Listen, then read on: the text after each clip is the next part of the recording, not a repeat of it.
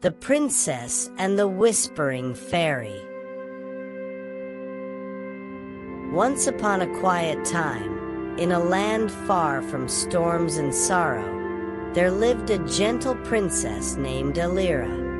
Her heart was calm, her voice soft, and her smile like the morning dew on a peaceful leaf. She lived in the kingdom of Myri, a place of serene hills, silver rivers, and trees that hummed lullabies. But there was one part of the kingdom no one dared enter: the silent garden. The garden was hidden behind a tall gate of vines and ivy. It was not forbidden, but strange. Birds would not fly over it. Wind would not blow through it. Even sunlight, it seemed, tiptoed softly when it reached those still leaves. Princess Elira, curious and kind, often stood before the gate. One morning, as the sun rose lazily through the mist, she placed her hand gently on the vine-covered door. It opened. Inside, everything was still. Flowers bloomed but did not sway. Trees stood but did not whisper. It was as if the garden was waiting. Then, as she stepped inside, a small light blinked before her. A shimmer, a flicker, like a star had gotten lost and landed on a rose. It was a fairy, tiny, glowing, and quiet. The fairy hovered just above a bed of soft moss. She looked at the princess and spoke, not with words, but with a feeling, a warmth, a welcome, a whisper in the heart. Elira knelt. "Are you the one this garden was waiting for?"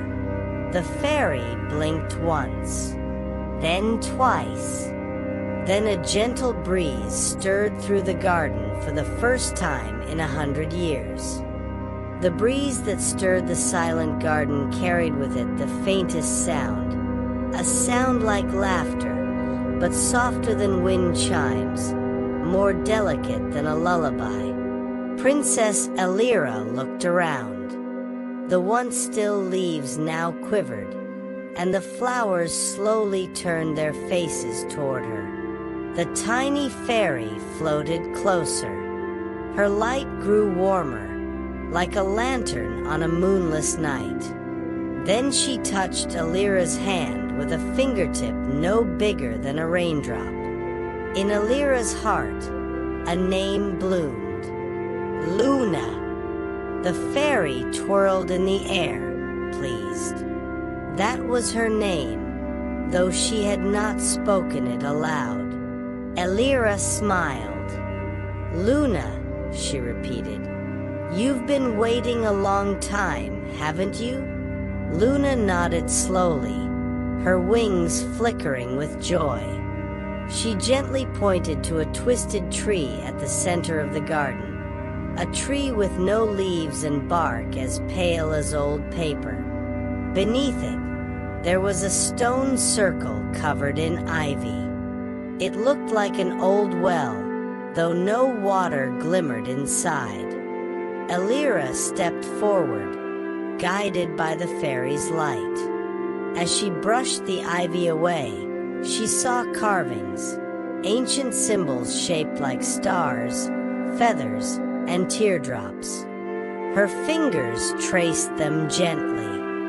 Luna hovered beside her, and the garden began to hum. The tree's branches creaked. A single leaf sprouted. Luna's glow shimmered brighter, and in her tiny voice, barely above silence, she whispered her first words in 100 years. "You have the gift." Elira looked up. "Gift?" Luna nodded.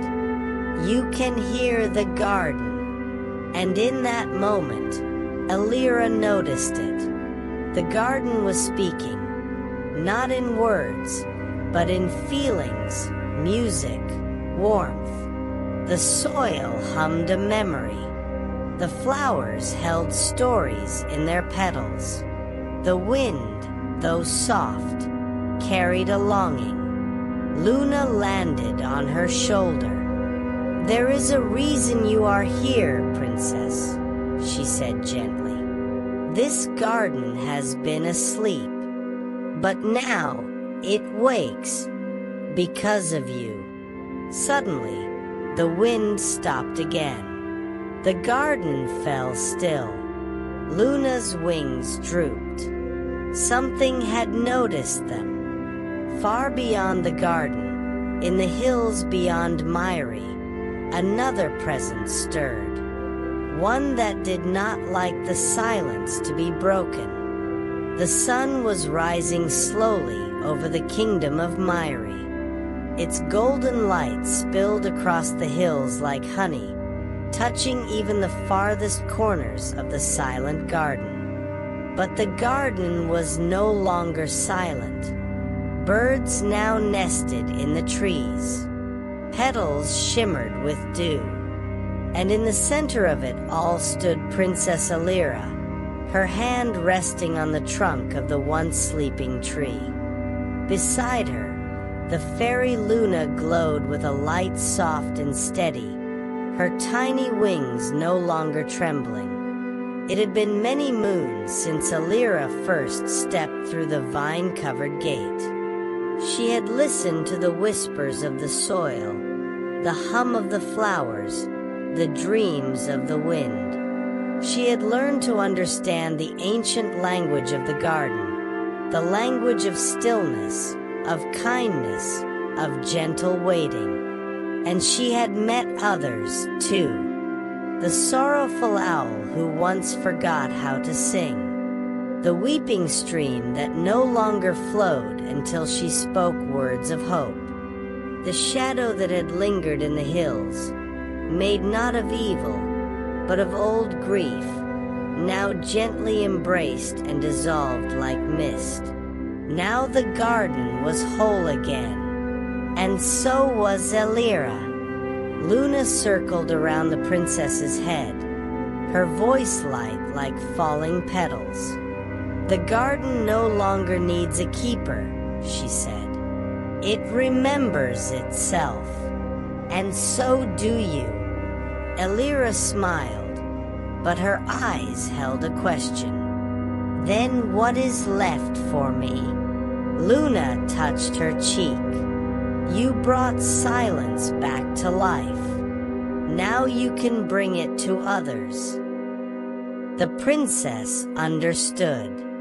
With care, she stepped to the heart of the garden, where the stone circle had once been covered in ivy. Now it was a blooming pool of water, clear and deep.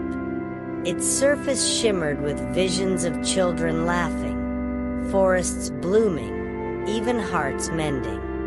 Elira placed her hand in the water, and the garden sang its final lullaby, not an ending, but a promise. She turned to Luna, who now drifted like a seed on the wind. "Goodbye," Elira whispered. Luna smiled. "No, my dear princess. Just onward." Then the fairy rose high into the morning light, her glow merging with the sun. A single feather of light fell onto Elira's palm, and it did not fade. Elira returned to her kingdom, where people waited with worry, but gasped in wonder when they saw her. She had changed. She carried peace like a lantern. Wherever she stepped, flowers leaned forward. Wherever she spoke, hearts grew calm. The garden behind the gate stayed quiet, but never silent. It waited for others who would one day listen, and it always remembered the girl who brought it back to life. And so, the story of Princess Elira and the Whispering Fairy came to its soft end. Though in truth, it still lives, in the hush of leaves, in the warmth of light, and in every heart that chooses to pause and listen.